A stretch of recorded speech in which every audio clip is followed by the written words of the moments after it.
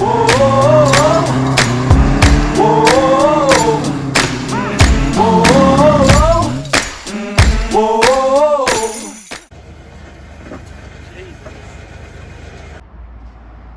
guys, I'm back. It's been a while since I've done a video, but I thought it's best I'd done an update to how everything's been going on and what I've been doing. At the minute we're doing an inline 6 swap on the Spitfire, and I thought I'd do a video on the whole thing. Right now we've got a load of parts sitting around. That is the old engine right there. Unfortunately the bottom end went in the engine, trying to give it some on the motorway. Got up to about 95 miles an hour and then all of a sudden it started knocking. So immediately I knew what that was.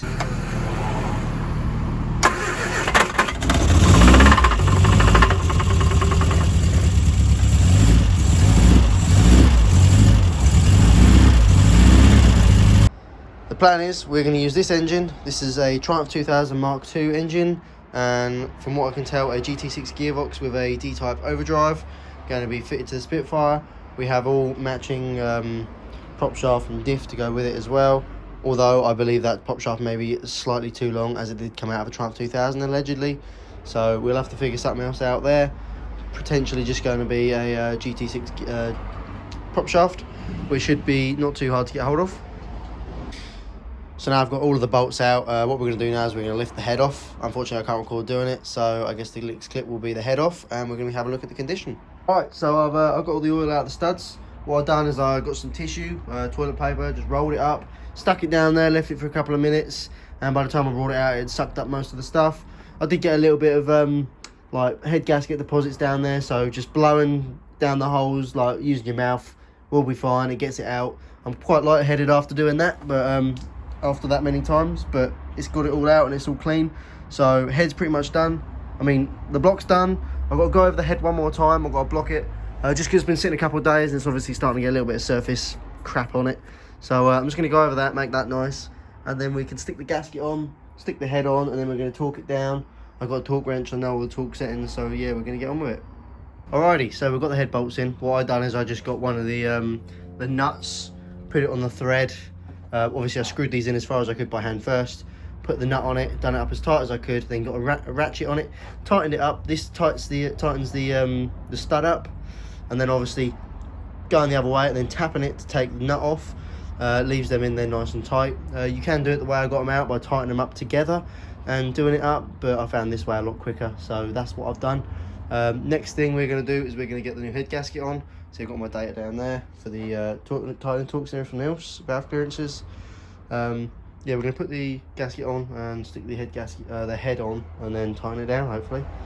Yeah, we should be almost ready to go into the car by the end of tonight, I hope. Still got a few little things to do with the gearbox. I'd like to paint it, but I'm not sure what I'm going to do just yet. As you can see, I've done the engine a nice silvery sort of colour. Looks quite nice. You're not really going to see the gearbox, but it would be nice to paint it, depending on if I have the time to do it tonight. Sweet, so we've got the head on. It's not torqued up or anything yet. Obviously we've got no nuts on the top.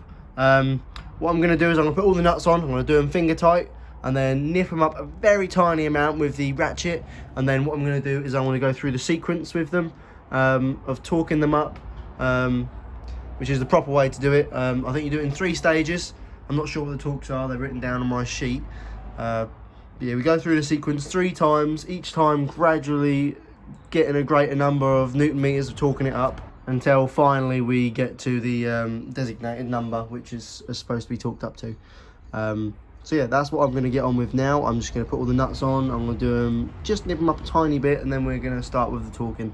Alright, so it's been about half an hour. I had to paint the hoist mount. I hadn't done that, and I wanted to have it painted so that when I torque the head bolts up, I actually have the mount on there, so I can't be undoing them once I've done the head bolts up. So yeah, I've got them all nipped up. I've also done the engine mount. I had 2 left hand side ones. They are different, so if you're ever doing a swap like this, always make sure you got a left hand and a right hand. I had 2 exactly the same. Obviously they're both got to go backwards toward the back, so if you've got 2 of the same or you're getting some, just make sure they do. Left hand and the right hand. And I've also painted the other engine mount bracket. It's also the alternator mount bracket as well, so yeah, we're just making sure everything's painted and looking nice to go on the engine. What we're going to be doing now is we're going to be going through doing the head torques. So obviously you can see there's the sequence. Every engine's generally the same. Well, I say generally, I think every engine is the same for doing the head bolts, you start in the middle, 1, 2, 3, 4, but I've got it printed out here so that I can show you. The torques that we'll be going to is between 83 and 104 newton meters, so 104 being the top and 83 being where we should really be starting at. I'm going to start a little bit lower than that, and I'm going to work my way up, obviously doing 3 rounds, so I'll probably do like 50, 80, and then maybe not quite 100, we'll go somewhere else, and then we'll see what we do, but that's the general idea of what we're going to be doing. So I'm going to get on with doing that now, and I'll speak to you in a minute. So we're just doing it now. I've done the first one and second one, so now we're going to move around to the third one. Torque that up, get that nice and tight, wait for it to click. I've got it set to 80 newton meters for the first pass, and then obviously you go over to diagonal again, so we go down to this one here, and so on and so forth. As you can see, we just carry on going until we've got there. There you go. And then up to this one here. If I can get on there, holding the camera and doing this at the same time is a little difficult, must admit. Not used to doing it like this. 80 newton meters. Once again, moving back. So you get the general idea. You've seen the picture, so I'm going to stop recording here, and I'll see you when I've done them all. I have put the rocker shaft on. The way I tighten that up is 1, 2, 3, 4, 5, 6.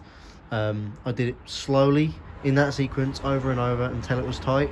Obviously you do it like that to stop the rocker shaft from bending. If you bend the rocker shaft, obviously that's not very good, and it's going to damage, it's not going to run properly if it runs at all.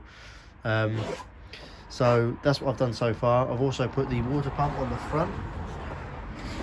Someone correct me if I'm wrong, but I have a 1500 water pump up there, which I'm going to put on here. I'm going to try it anyway. I'm going to put it on and see if it is in line with the water pump on this engine, which I don't think it will be. I think the 1500 engine's going to come out a little bit too far, so I might have to get another water pump. But I'm going to put it on there quickly and just have a look, see if it is different size. And if it is different size, obviously I'll let you know, so that you don't do the same thing when you're doing this. I've done a little bit of painting. This is the intake manifold. It's now been primered. I'm going to be doing it satin black as the carburetors. I want to do the carburetor satin black as well. I'm going for a grey black theme, which is, I think, going to look really nice.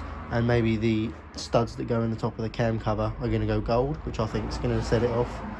So we'll see how that goes. What I'm going to get on with now is continue cleaning this up and painting it. That's going to go satin black as well, so that it matches. I haven't recorded any of it. We just got really busy with my mates. What we've done is we've fitted the alternator.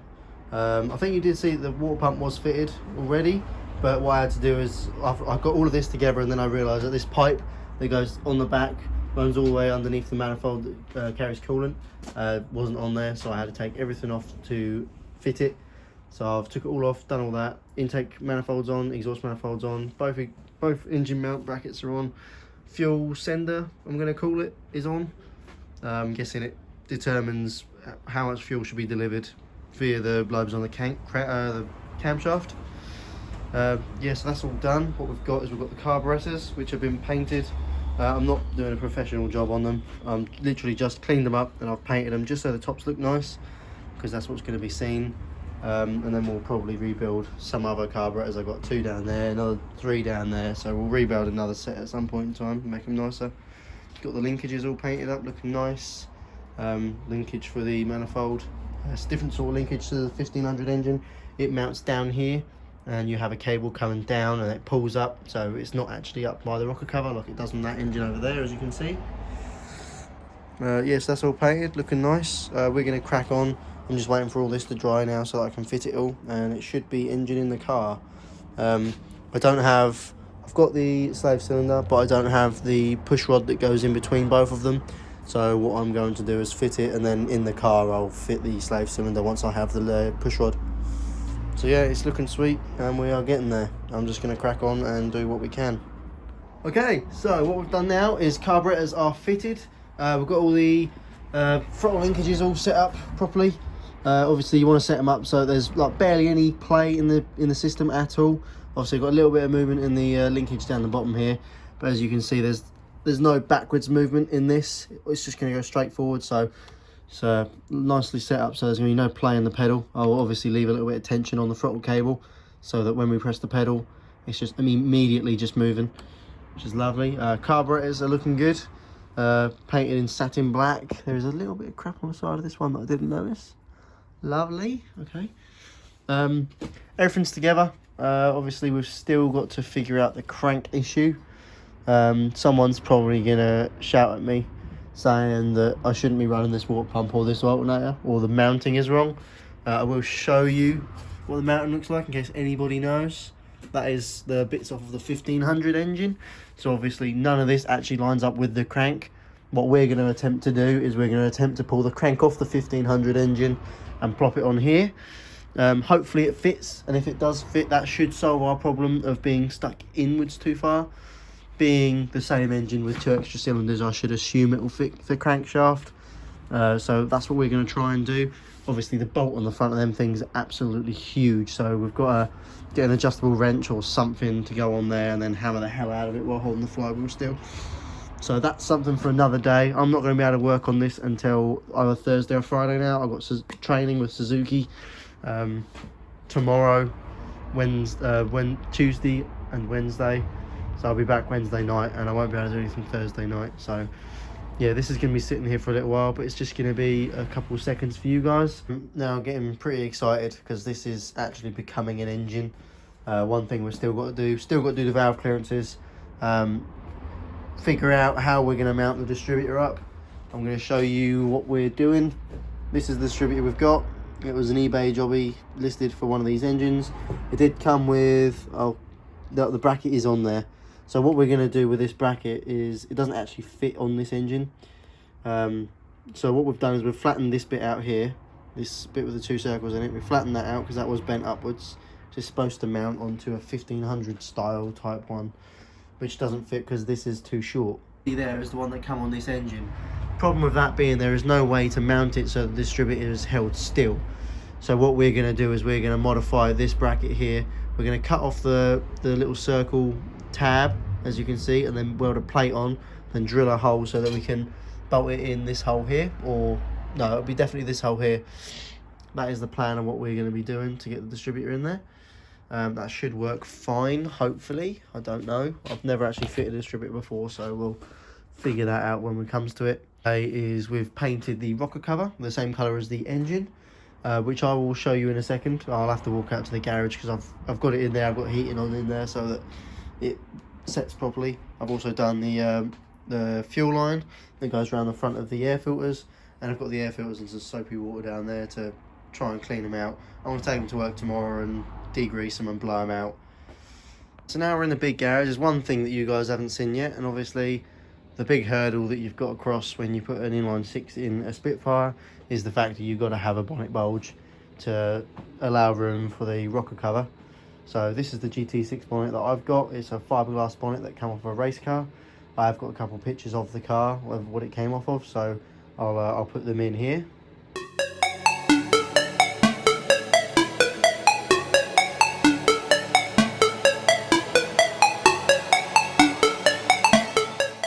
What I've done when I got it is I sanded it down and painted it the colour of my car. It's not yet done, it's still got a little bit of polishing to go. I've had a little bit of imperfections in the paint that I've had to scrub out, so we're still far from having it perfect to where I want it, but this is what we've done. It's not turned out too bad, but the bit that I did come in here to show you is the rocker cover. As you can see down here, it's in the same colour as the car. It's a Toyota colour. Can't quite remember what it's called off the top of my head, but that's the rocker cover right there. It was literally painted about half an hour ago, so it'll be all lovely looking soon enough. That'll be on the engine as soon as I get back from Milton Keynes. That's the colour right there, the Cuma Grey. Yep, we've done everything with rattle cans. It's incredible how well the paint has actually turned out on some of these things. Everything's been used rattle cans. We should be using a gun. Once we get a gun and everything we need for it, that's what we're going to do. But yeah, no, it's all turning out quite well, and I'm really impressed with how it's coming along. Obviously, we've got a hard top there as well. Last time you saw this car, it probably had the hard top on it. Unfortunately, going along the motorway one day, the front clips come loose and the bloody thing decided that it was going to try and detach from the car. It was bolted in at the rear, so the bonnet lifted up, bent over backwards and bent up all the back half of this bonnet and twisted it, which fucked that up and damaged the back of the car. So that's another thing that we have to fix. But what I've been doing is I've been doing a little bit of body work on this to make it look nice. and we're going to paint that as well. But that is going to be after the engine and after the bonnet, so we're not too worried about this right now. Alrighty then, so one last update before I head in for the night and don't work on this until Friday or Thursday. I've got the cam cover on it, it's looking pretty fresh, I'm liking that. Got the engine mounts on the side. I've left them on loosely because when we go into the car, obviously we may have a little bit of movement we will need to move them by.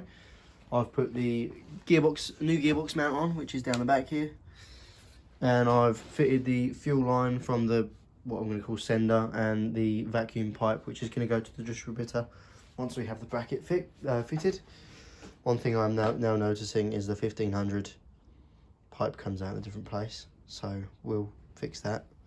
This is garden hose anyway, we'll stick something else on it which is a little nicer. But yeah, no, we're definitely getting along quite well, and I'd say that this will be done within the next 2 or 3 weeks, which will be awesome. The whole car, hopefully, the next 2 or 3 weeks. Obviously, we've got Christmas coming up soon. It is currently December the 9th, I think. So it may take a little bit longer. I want to have this thing finished before February, because Triumph and MG Spares Day is happening, and I'd like to drive that down with this engine in it. Would be quite cool. But if that doesn't happen, it's not the end of the world. I'll definitely still be down there. So that's the plan. Yeah, I'm going to call it a night now and head in. I'll probably end this video here because there's probably going to be plenty enough content. And then I'll do another video on the installation of the engine and all of that. Apologies if this video comes out way after I've recorded it. It's just something that I'm likely to do. I'll probably never end up editing it. So yeah, let's see how it goes. See you later, guys.